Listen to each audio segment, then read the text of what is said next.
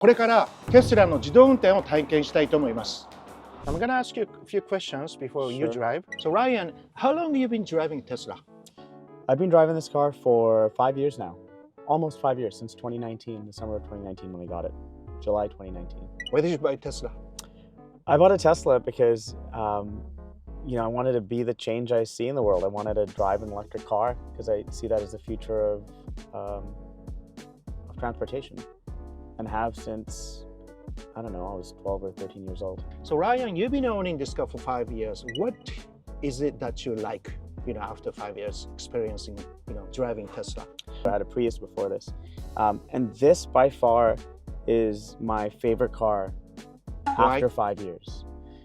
Because it still is enjoyable and fun to drive, and there's still new things to discover about it, primarily because of the software updates and the improvements to full self-driving specifically, which, given my interest in the field of AI, is especially interesting to me. So Ryan, can you please explain about FSD? FSD is composed primarily of a computer that sits in the glove box right there, that is specifically designed to run neural networks faster than other computers and at very low power. And then software, primarily composed of neural networks that run on that hardware, that take in information from all the cameras in the car, on the car, and then send as output commands to the steering and brakes and accelerator to drive the car. So Ryan, you came all the way from Vancouver, driving over 3 hours.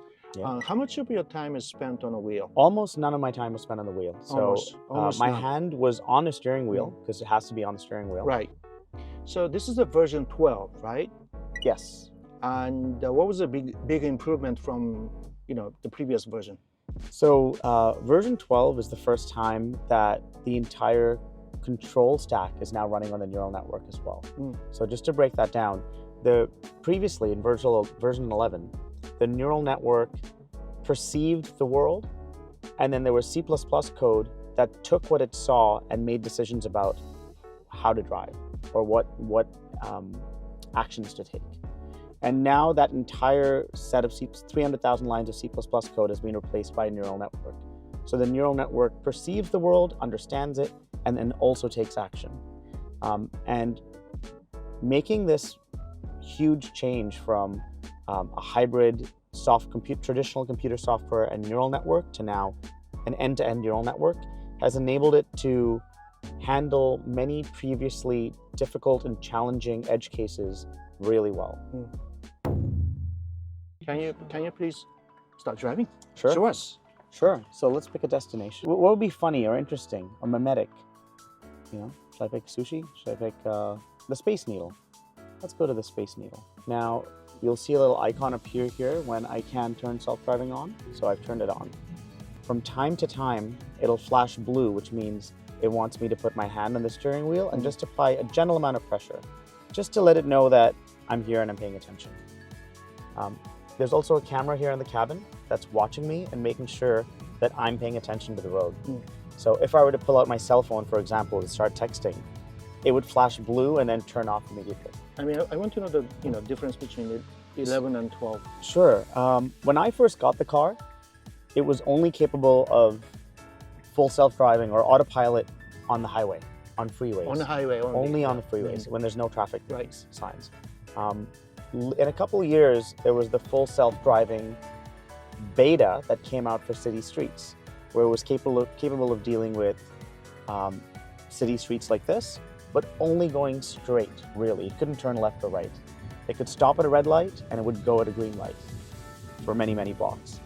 The next update that came out after that enabled right turns and left turns, but more often than not, it would fail to complete the turn successfully. By the time we got to FSD 11, which was 2 months ago, it was only 2 months ago, the car was capable of handling, I would say, 90 to 95% of the situations on city streets reasonably well. But perhaps, I'd estimate up in Vancouver at least, I would have to take over at least once every 2 to 5 kilometers to correct the car or to give it proper input or to ensure that it didn't get stuck. With Full Self-Driving 12, I think the day after I installed it, I went on a 25-kilometer drive and didn't touch anything. and it handled roundabouts, highways, traffic lights, unprotected left turns, right turn only lanes, bike lanes, everything perfectly. Are you controlling the speed? In other words, are you able to speed up a little bit? So right now, it's got a new feature that has auto maximum speed limit. And so you see the speed limit here is maximum. That means it's going to follow the laws, which is 40 kilometers an hour maximum, or the speed of traffic around us. So if all the vehicles are traveling at 50 kilometers an hour, it might allow itself to also go at the speed of traffic because that increases safety. If there's someone, comes in front of you, it will stop, right? Of course. Of course, if a human being, someone on a bike, on a skateboard, a car, anything comes in front, it'll stop. So it uses, it's got a type of neural architecture, neural network called an occupancy network that tries to predict the 3D volume around the car based on all of the camera feeds from the car. And that 3D volume is capable of estimating the shape of previously unseen objects. So in theory, if a UFO were to land in front of the car, it would also stop. So how far are we from, Tesla being fully autonomous? That's a great question. I mean, I guess it depends on how you define fully autonomous. Right now, I think this is close enough, and it's I don't know, 95, 96, 97% there.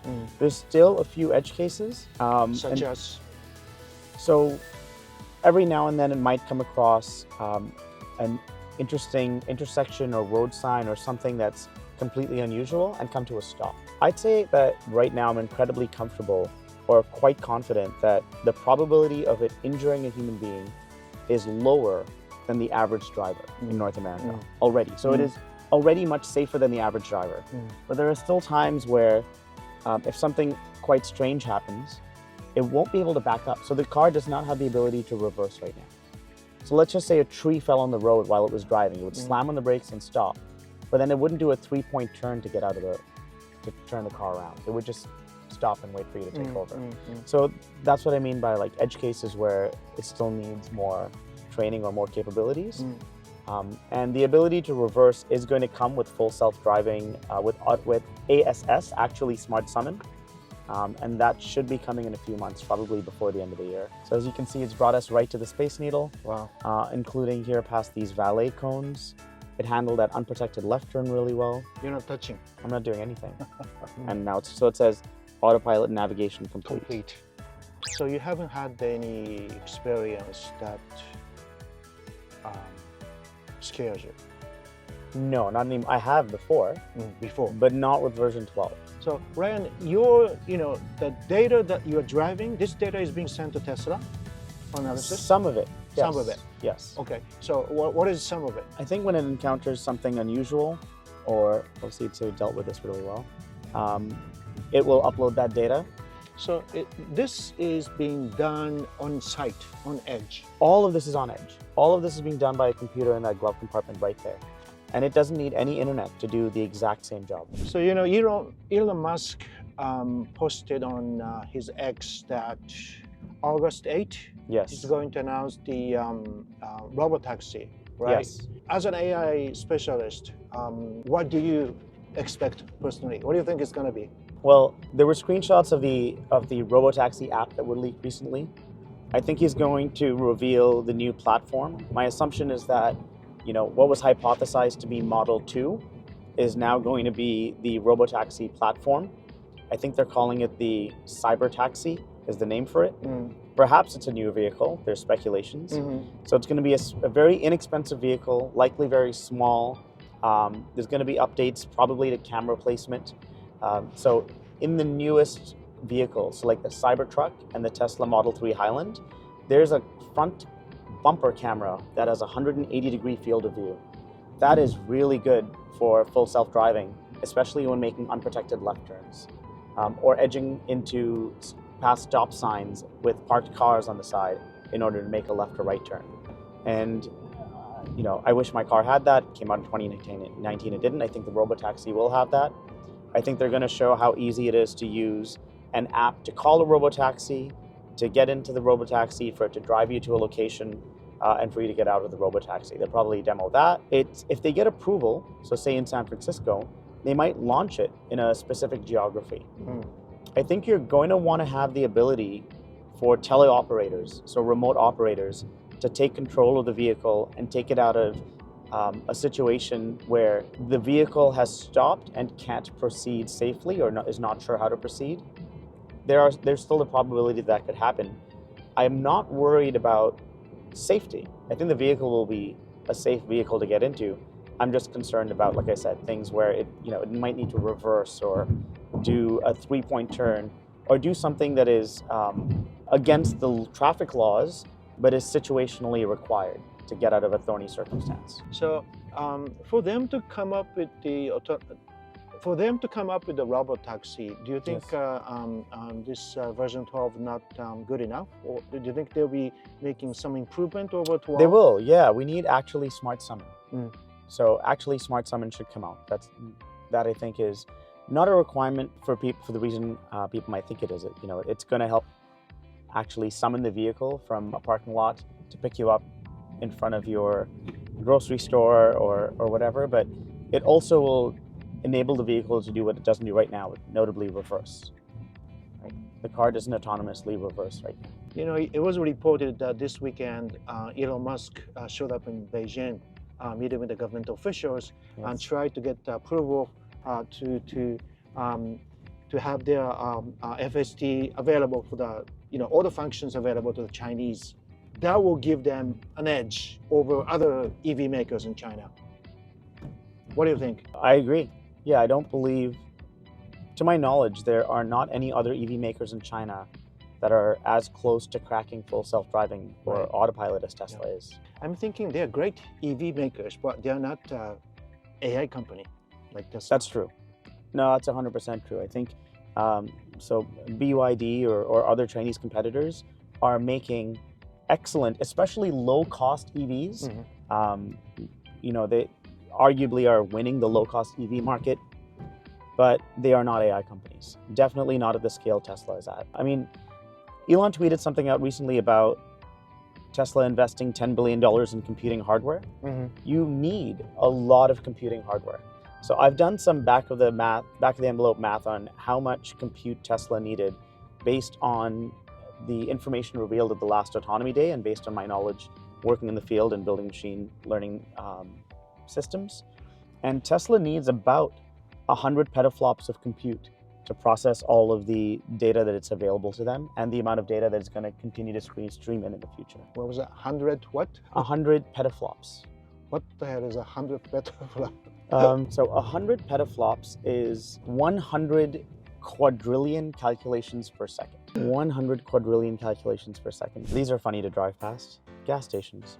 I notice my friends talking about the gas price, which I find funny now because it's not ever on my mind. So on your way from Vancouver to Seattle, you stopped by at the charge station. Yes, that's right. How much did you pay, and that for how long? Good question. I stopped at 2 charging stations.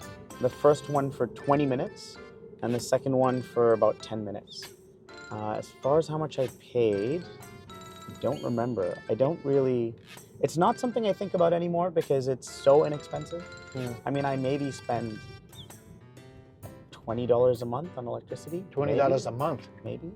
Wow. In the past, if it's a gas, how much would you?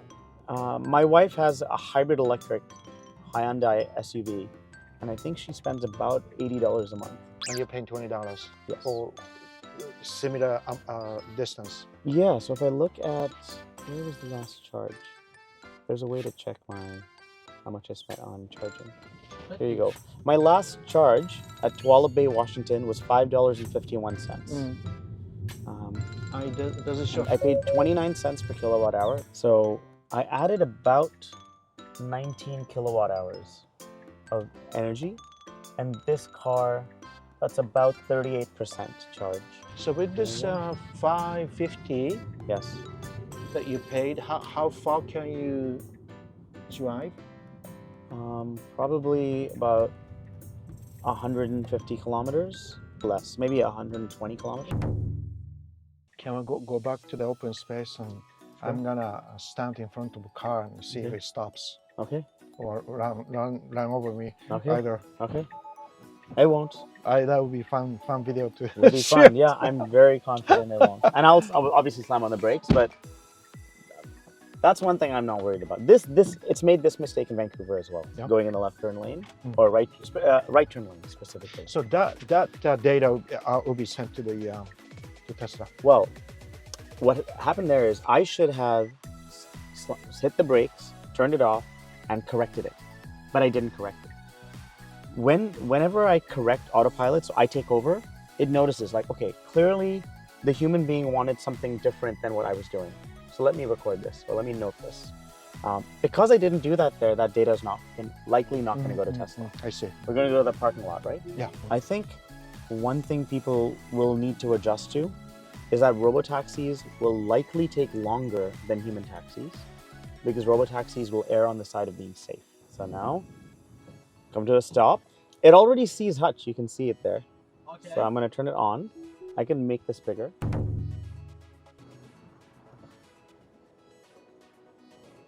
3メートル前で止まりましたね。今僕は車の前を横切ろうとしたんですけど、3メートル前に察知をして止まりました。So it noticed. So when Hutch started walking, it for everything that it sees in the environment, it's predicting what the future state of that item will be. So it noticed there was a person. It noticed the person started walking, and it imagined in 1 second that person's going to be here. So I'm going to stop now. And it's doing that for all of the cars, all of the bikes, all of the animals, all of the people around. It's estimating where they're going to be in the future and trying to predict their intent as well. はい、ということで今日はですね、ライアンさんわざわざカナダのバンクーバーから3時間ちょっとかけてですね、シアトルに我々に会いに来てくれました。彼にいろんなテスラの自動運転に関する技術を見せてもらいました。So with that, everything you've shown us today, when do you expect Tesla to be able to do the robotaxi all over the States and Canada? Some have compared solving full self-driving to solving artificial general intelligence. If you'd asked me 2 months ago when I thought this would be possible, I would have said probably sometime in the next 5 years. But with the arrival of full self-driving version 12 last month, I'd shorten that to sometime in the next 24 months, as long as they can get regulatory approval. Ryan, thank you so much for coming down all the way from Vancouver to see us and show us the version 12 of Tesla FSD. My pleasure, Hutch. Anytime. Thank you.